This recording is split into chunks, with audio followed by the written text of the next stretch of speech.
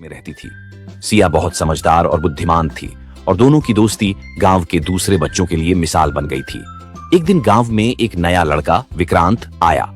वह शहर से था और नए माहौल में घुलने मिलने में कठिनाई महसूस कर रहा था। आर्यन और सिया ने उसे अपने साथ खेल में शामिल किया।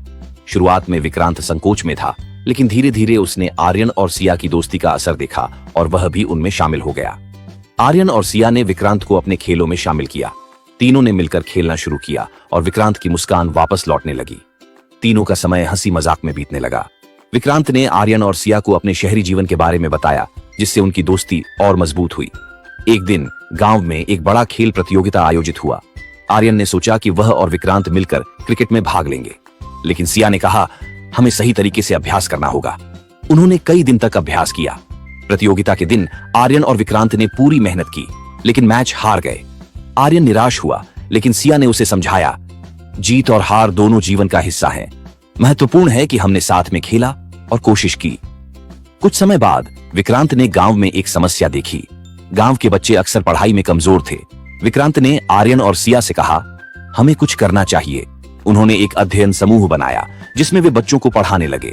धीरे धीरे गांव के बच्चे पढ़ाई में अच्छा करने लगे। सभी ने उनकी मेहनत की सराहना की। यह देखकर विक्रांत को खुशी हुई और उसने महसूस किया कि सच्ची मित्रता न केवल अपने लिए बल्कि दूसरों के लिए भी होती है। एक दिन गांव में एक त्योहार आया।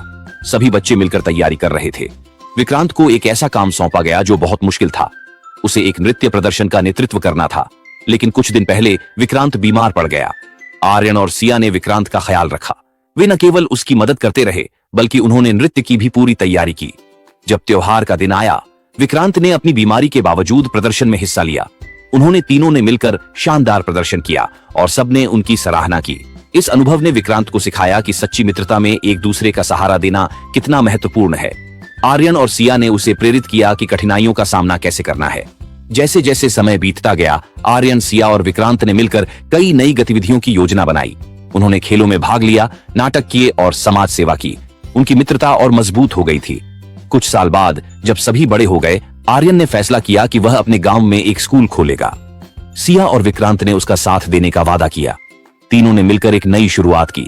वे समझ गए थे कि सच्ची मित्रता केवल साथ रहने में नहीं, बल्कि एक दूसरे का सहारा बनने में है। उन्होंने गांव के बच्चों के भविष्य के लिए एक मिसाल स्थापित की। इस कहानी से यह सीखने को मिलता है कि सच्ची मित्रता का मतलब केवल मजे करना नहीं है, बल्कि मुश्किल समय में एक दूसरे का साथ देना है। मित्रता में सहानुभूति, समझ और एक दूसरे की मदद की भावना होती है, जो जीवन को और भी खूबसूरत बनाती है।